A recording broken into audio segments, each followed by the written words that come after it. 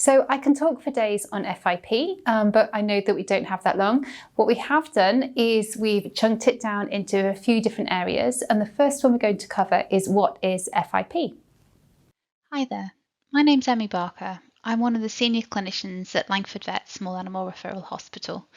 I've got an interest in infectious diseases and I'm here to give you an update on FIP. I was very specific in putting the date on here. It's October 2025. Things change very quickly in the land of FIP at the moment. So do bear with me on this and do seek out the most up-to-date advice you can do if you have a case coming into you, particularly with regards to treatment options. So I'm going to cover what is FIP. I know this is something that a lot of you, particularly in more recent years, will have gained a large amount of knowledge on, but I know that there are still some people out there that are unfamiliar with it, so this is going to be a bit of a refresher.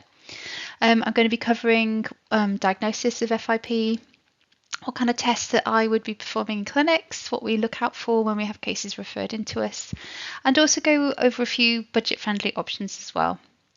I'm then going to go over treatment, which is where a large amount of change has happened over the last 5 years. And then at the end, I'm just going to kind of briefly review some of the things that we might be looking out for in the future. So most of us are going to be fairly familiar with the structure that we can see twirling very slightly in the top right-hand corner of the screen there. So this is a coronavirus virion. We can see that we've got these projections on the surface that it's derived its name from. These are corona, its crown of spikes that have come out of the surface. And these spikes are what attach it to the cells of the host that it's being infected to and allow it to enter the host cell to become infected. So what happens in cats with feline infectious peritonitis is that there's a whole load of stuff that happens before they develop the feline infectious peritonitis. It starts off with an enteric infection, and this is where it stops in most cats. We get infection of the intestines, and sometimes it goes through them without showing any clinical signs. Sometimes they're mild and would have been missed otherwise, such as diarrhea, inappetence. It's possible for them to have some upper respiratory tract signs as well, but again, they're often missed. Now, the virus itself in small levels will enter systemic circulation. It will go into the local lymph nodes, particularly those mesenteric lymph nodes. But in most cases, that is really short-lived and the cats control the disease at that level. Unfortunately, in an absolute minority of cats, we're probably looking at a few small percentage of cats that it goes on to. The virus is able to replicate within these cats, and the body develops an inflammatory response to it that doesn't control the viral infection efficiently or appropriately. So we see clinical signs associated with this in inappropriate inflammatory immune response, and they can be categorised, and certainly I feel that they can be categorised into 3 main areas.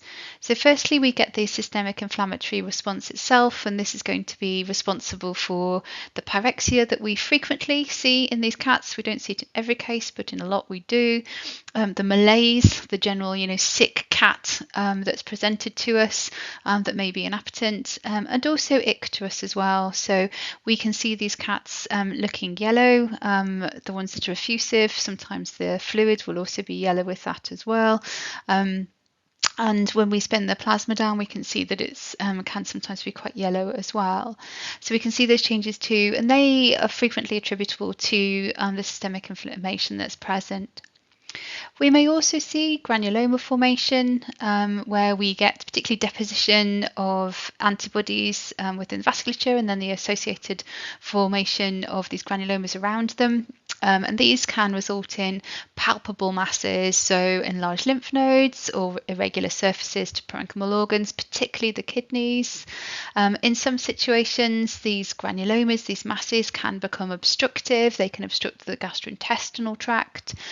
They can obstruct the flow of CSF through the brain as well, and we can sometimes see changes consistent with hydrocephalus in our neurological cases.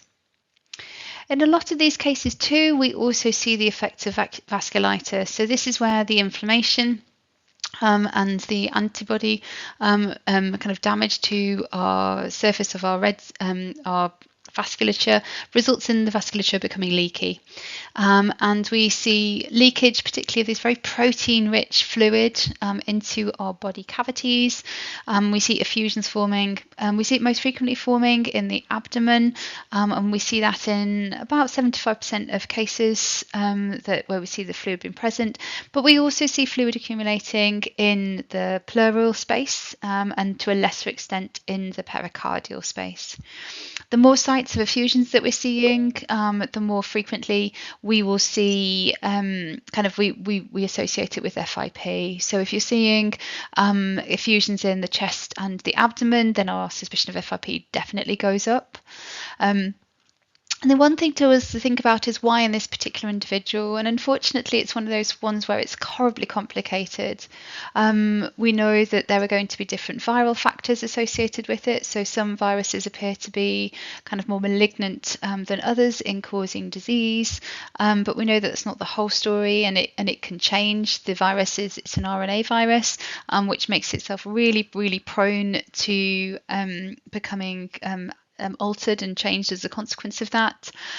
In some settings, the feline coronavirus can combine itself with canine coronavirus, and this too can change its cellular attachment. It can also alter its ability to move horizontally, and we've seen that with the outbreak of feline coronavirus in Cyprus and Greece, but we've also seen similar outbreaks occur elsewhere in the world as well. They're not the same virus. This combination of canine and feline coronavirus, it arises de novo within those areas, so we know that it is something that can continue to happen. We also know that the host to a degree plays control in this.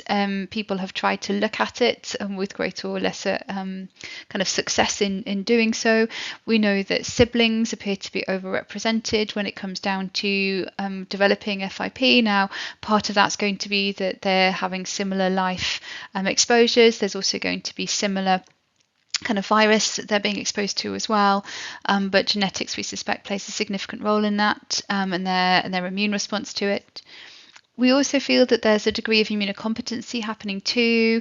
We do see peaks in our frequency of FIP in our young adult cats, although we do sometimes see it down into relatively young kittens, 12, 14 weeks of age we can see it, but we can also see an older peak too, and we suspect that the reason why we start seeing cats when they're running into their teenage years developing FIP is likely as a consequence of their immune functionality waning.